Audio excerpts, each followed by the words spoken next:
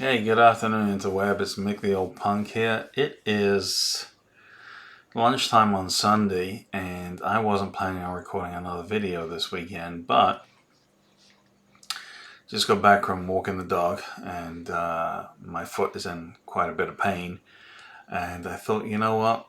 Maybe I should talk about this. And as luck would have it, shortly after I got back, my internet went down. And in this day and age, especially being an IT guy and running an IT business, when you don't have internet, there's not a lot to do. And because I've got a bum foot, I can't just easily go out. And I thought, you know what, let me talk about that for a second. I think I'm going to call this video something to the effect of how I actively hurt myself when trying to protect myself. Again, if you are a normie, it's probably going to sound a little crazy. If you have had trauma in your life, especially if it's on the more severe side, this is probably going to resonate with you, right? And what I mean by actively protecting myself is the, what do they call that? Your nervous system, right? And there's parts of the brain that will go out of their way to protect you from harm. And one of those components is shame. I've done a lot of work with shame. I work with a shame therapist who is amazing. But I've also taken a lot of classes and workshops on shame. And shame is the proverbial onion. There are just so many layers to it that most of us don't even realize. And the really crazy thing is, when you're young, when you're a small child or baby, shame is part of growing in sort of a healthy manner. Shame protects us. Shame teaches us that if we do this, we could potentially get ostracized or shamed by those around us. You know, back in the old tribal days, you get shunned from the tribe, you're leading a short life because you need the community, right? So there's an aspect of shame which is very healthy.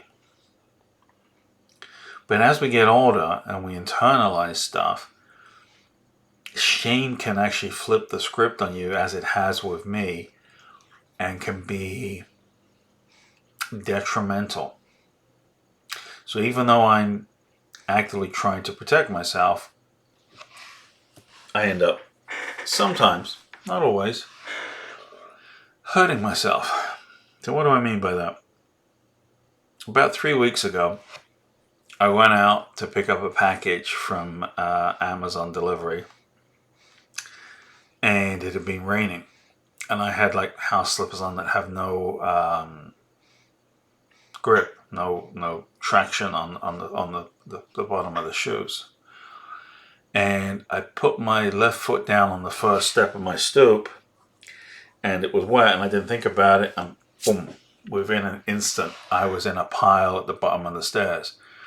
Thankfully it's only 3 stairs, but I landed really, really awkwardly, and it happened so fast that my dog didn't even have time to turn around and find out what was going on. He turns around, I'm in a pile on the floor. And I'm in tremendous pain because my leg bent in ways it shouldn't bend. And for the first few minutes, definitely the first hour or two, I wasn't sure if I had broken my ankle or my leg. And as the day went on, the pain was really, really intense. The obvious thing to do in a situation like that is to call someone for help. Possibly a friend. Hey, it just fell. Can you come pick me up? Take me to the hospital, take me to the doctors, whatever. Or in a pinch, I could get in my car because it was my left foot and I have an automatic, so I could still drive. But instead, I'm like, no, I'm going to get a wrap. I'm going to wrap my leg up. I'll pop a couple of Advils or something, or Tylenol, and I will I sit up and raise my leg. That's it, right? What's the point in going to the doctor or a hospital and paying for an x-ray or an MRI and blah, blah, blah, and all the aggravation that goes along with that? And I mentioned what happened to me to a couple of friends, and each one of them was like, go get it checked out. I'm like, yeah, and I was coming up with excuses, I'll give it 24 hours, I'll give it 48 hours, I'll give it 72 hours. Well, after about 4 days, the overall pain was gone. So it was definitely not broken. But whenever I turn my foot or pronate it, I get a shooting pain. And it could be on any side. Sometimes the front, sometimes the back, sometimes either the inside or the outside.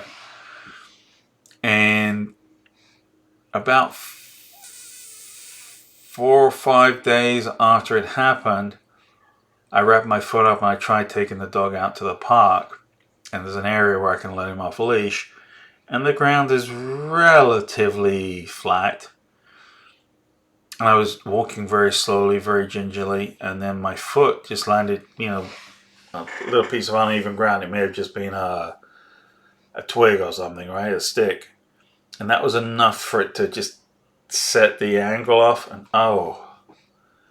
it felt like I'd just fallen again. The pain was intense.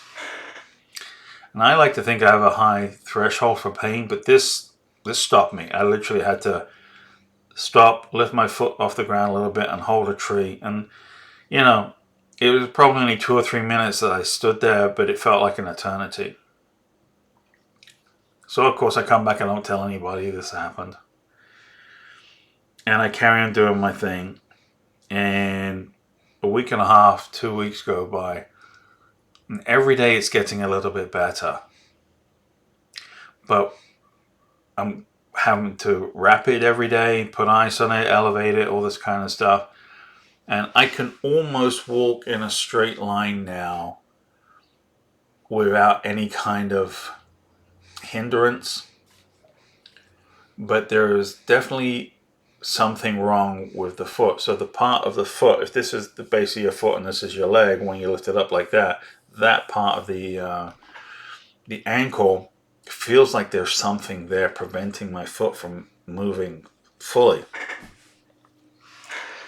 Something like that's probably just swelling, It'll go down in a couple of days. And every now and then, if I, turn my foot out like this a little bit, I can be okay. And then do it another time and I get a shooting pain up the side of my leg.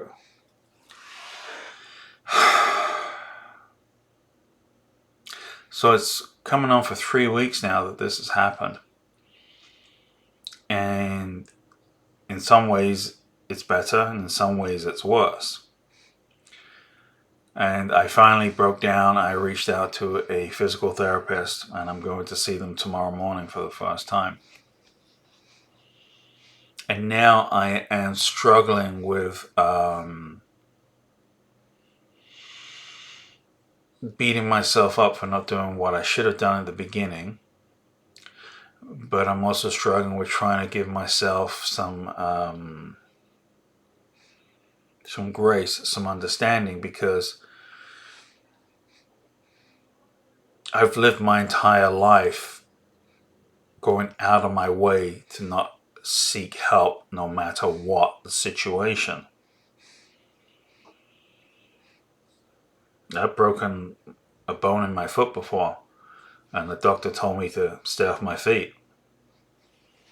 And then later that day I had to go to a client site, and I stood in the same spot for several hours. And I was in a tremendous amount of pain. The client had no idea. So So it's very difficult to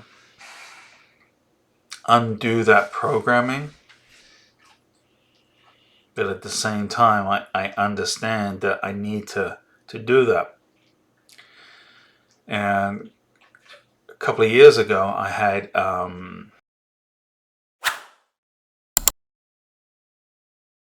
to go see a cardiologist. I was having some chest pains,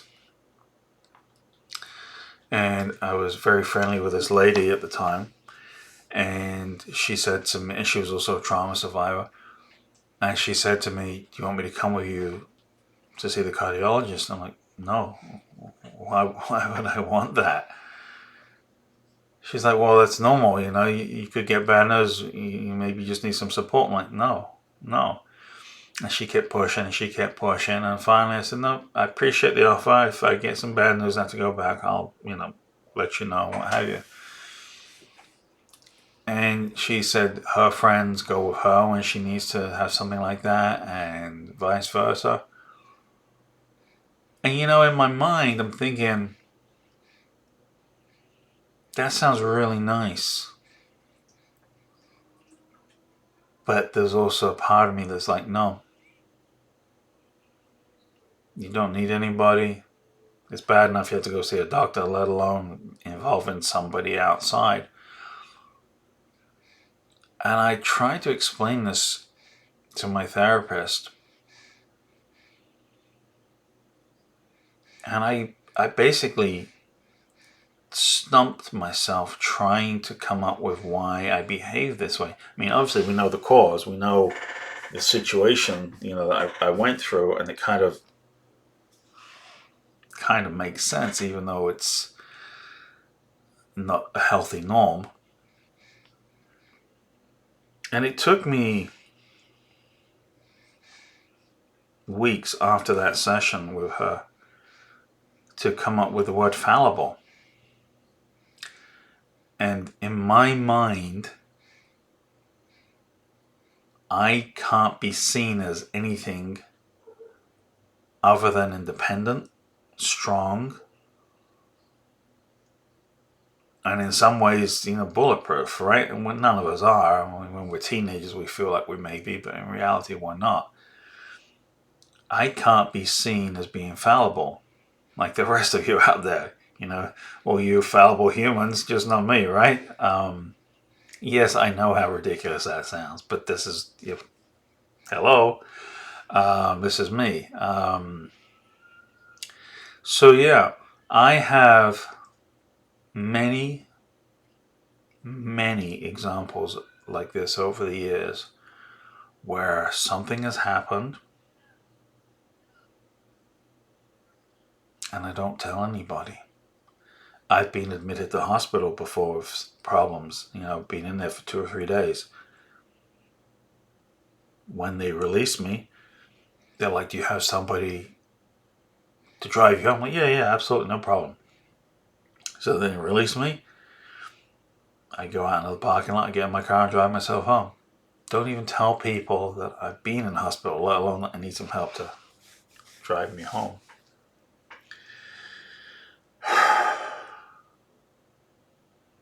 And the sad part is, the older I get,